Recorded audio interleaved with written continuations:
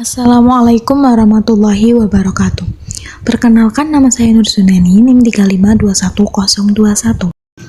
Di sini saya akan menjelaskan hadis tentang pembinaan hubungan konseling yang berbunyi: A'udzubillahi minasyaitonirrajim. Bismillahirrahmanirrahim. Haddatsana Muhammad bin Katsirin akhbarana Sufyana an Shalihin an Sya'bi an Abi Burdatan an Abi Musa al-Asy'ari radhiyallahu anhu qala An-Nabi sallallahu alaihi wasallam ayyuman rajulin kanat lahu jariyata fa'adbaha fa'ahsana ta'dibaha wa'ataqaha wa tazawwajaha falaha ajrani wa ayyuma abdi adun haqqullahi wa haqqu mawaliya falaha ajrani, yang artinya telah menceritakan kepada kami Muhammad bin Katsir, telah mengabarkan kepada kami Sufyan dari Saleh, dari As-Sa'bi, dari Abu Burdah, dari Abu Musa al-Asy'ari radhiyallahu anhu berkata, Nabi Muhammad SAW bersabda, siapa saja dari seorang yang memiliki seorang budak wanita, lalu mendidiknya dengan sebaik-baik pendidikan, kemudian dibebaskannya, lalu dinikahinya, maka baginya mendapatkan 2 pahala. Dan siapa saja dari seorang hamba yang menunaikan hak Allah dan hak tuannya, maka baginya mendapatkan 2 pahala. Berikutnya yaitu penjelasan hadis secara umum. Rasulullah SAW dalam hadis itu mengajarkan konsep taktib. Taktib itu berarti pengenalan, pengakuan secara berangsur-angsur yang ditanamkan kepada manusia tentang tempat-tempat yang tepat dari segala sesuatu dalam tatanan penciptaan yang sedemikian rupa, sehingga pembimbing itu bisa mengarahkan ke arah pengenalan dan pengakuan kekuasaan dan keagungan Tuhan dalam tatanan wujud dan keberadaannya. Kata adaba yang juga berarti mendidik dan kata taktib yang berarti pendidikan diambil dari hadis Nabi, yaitu Tuhanku telah mendidikku dan dengan demikian menjadikan pendidikanku yang terbaik. Penjabaran dari makna tersebut itu adalah kesopanan, keramahan, dan budi pekerti, yang mana semua makna itu identik dengan akhlak, yang kemudian adab juga bisa ada kaitannya dengan dunia sastra, yaitu adab yang dijelaskan sebagai pengetahuan tentang hal-hal yang indah yang mencegah dari kesalahan-kesalahan.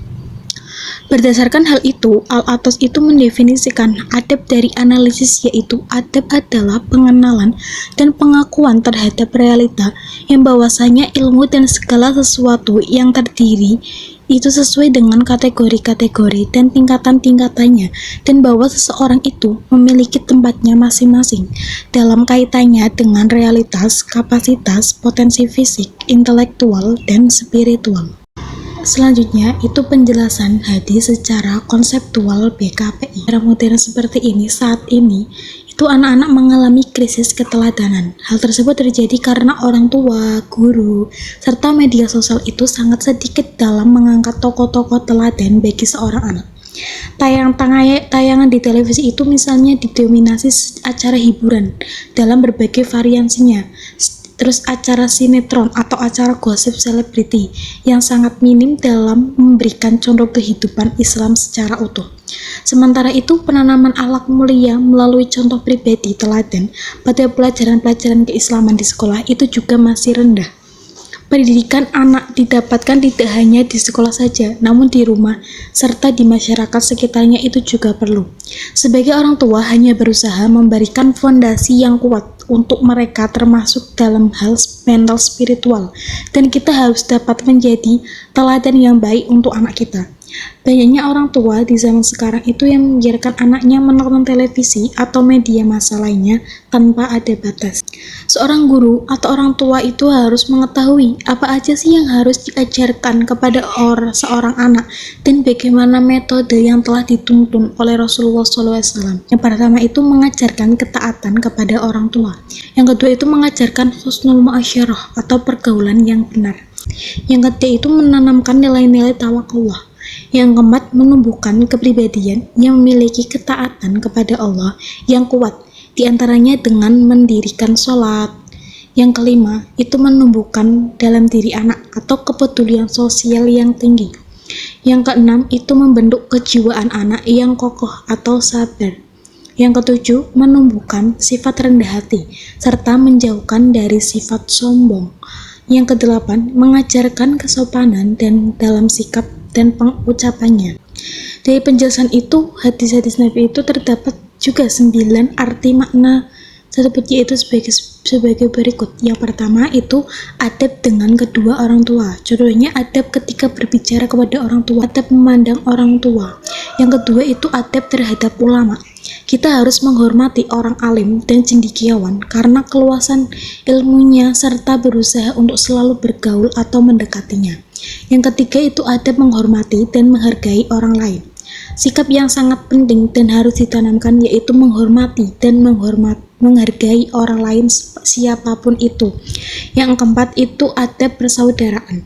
Apabila kedua orang tua menanamkan kepada anaknya untuk sifat kelembutannya, kasih sayang, dan kecintaannya kepada saudara-saudaranya yang lebih kecil, maka mereka akan menghormati dan menghargai saudara yang lebih tua.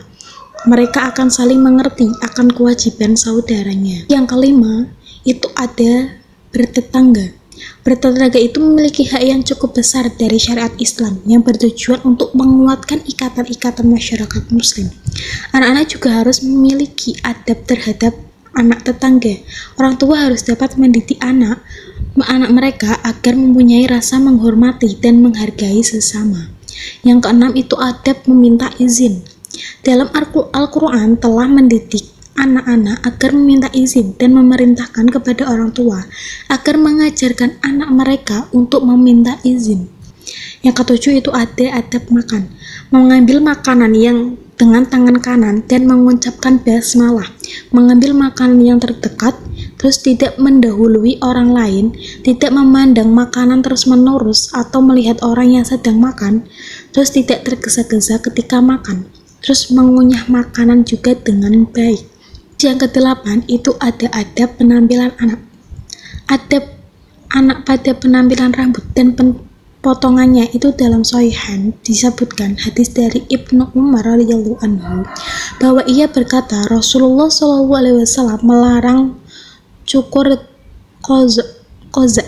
Yang dimaksud dengan koza itu adalah mencukur sebagian rambut kepala anak dan membiarkannya sebagian lain.